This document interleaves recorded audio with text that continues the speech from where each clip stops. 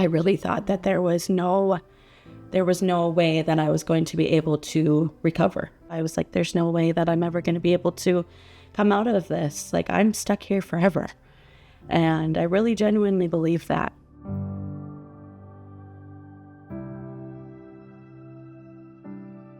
Our daughter, Kaylin, before addiction came into her life, was one of the most open, joyous people. She was considerate. She was kind. She was full of love for others, for animals, rescue dogs, and just involved. She was fully engaged. I grew up very much in a very loving home, very supported, very nurturing. Internally, though, I first started struggling with my mental health around the age of 12 or 13. All throughout my adolescence and preteen and teenage years, I really struggled with depression and anxiety, and I just couldn't figure out how to make it better. My self-worth was just pretty much non-existent. In my teenage years, around 13, I started to become involved with some very abusive people, and that cycle continued on for a solid 10 years. I started with using weed, and then I started drinking really heavily. I was pretty much a full-blown alcoholic for about 3 years. Through all that, I still made it through with straight A's, and I was active in sports, and from the outside looking in, I really don't think anybody would have ever thought that I was struggling with the things that I was struggling with. Around 19 and 20 is when I got involved heavily in alcohol, when I was really unacknowledged to myself, but falling into an addictive pattern and an addictive cycle with the drinking. Drinking led to experimenting with a variety of different substances, ultimately ended up leading into using meth. We didn't know when to intercede. We had always heard that you can't fix them, you can't save them, you can't make them get better.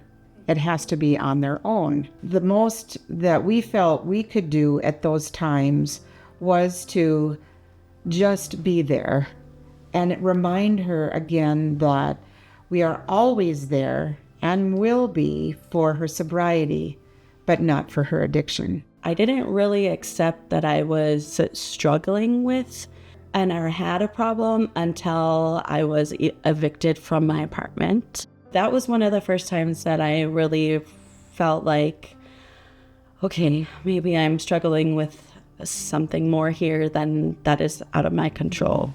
I feel like I hit rock bottom so many times. I couldn't really define what a rock bottom would be. There was a time that I had my dog and I was wrapped up in my coat and I was sleeping in between two garages, or attempting to sleep between two garages, because I just didn't know what to do. All I knew was using. I hadn't felt an emotion in so long, and all of a sudden I started crying for the first time in years.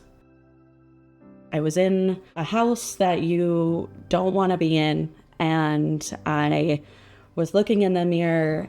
I didn't know who was looking back at me, and I just started crying. It was about a year after that moment. I was in a situation that night. I was afraid, genuinely afraid for my life. There was one night where I was actually reading the Bible, and something came over me that just said, I needed to get out of this now. I had substances available to use and put them down in that moment. I never had fully done that before. And that's how I knew that I was ready.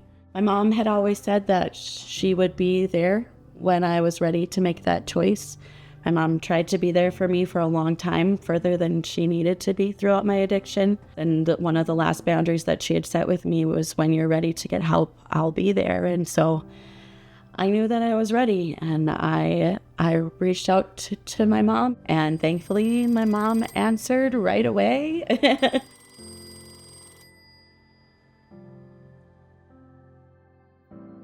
Picked up the phone. I said, Kaylin, I said, what's going on? And she said, Mom, I'm in trouble. I need help, and I need to come home. I said, you are certainly welcome to come home, but no, the only reason that you are going to come home this time is to go into treatment.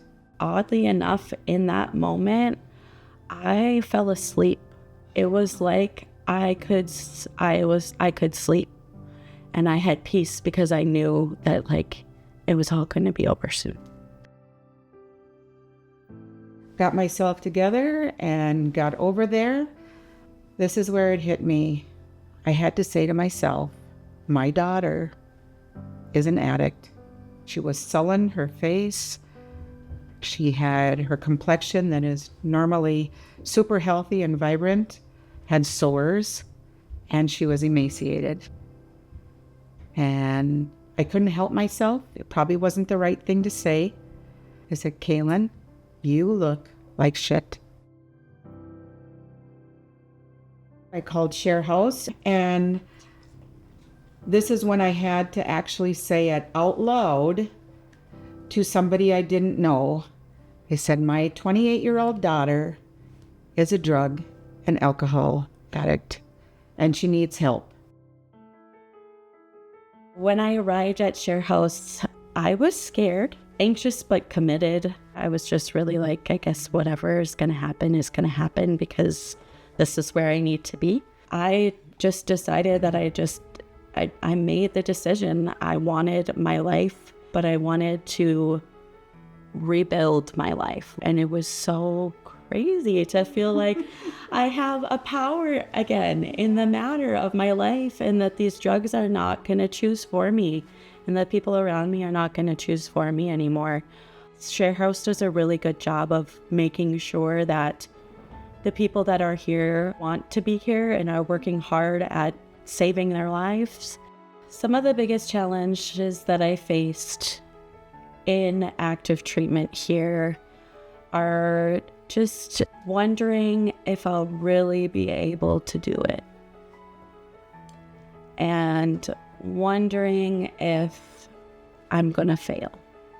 It's such a blessing to be able to have a recovery team and a recovery center that takes into account your voice. A few things that I've gotten back, and some of the things that stand out above all, are just a safe roof over my head. I am not homeless anymore. I'm not worried about where I'm going to be sleeping anymore.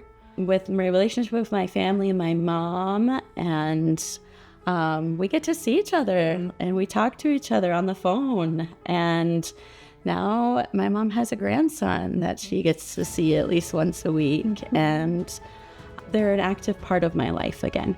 The one thing that I wish that more people understood about addiction and recovery is the addict didn't do this to themselves. They don't want it. The family surroundings, whether you have a strong nuclear family, strong faith, doesn't matter. Anybody who's watching this that is struggling and scared to ask for help, you're still worth it. And there's people out here who want to see you succeed. And you are lovable and accepted just the way that you are. You don't have to change for anyone, but please do for yourself.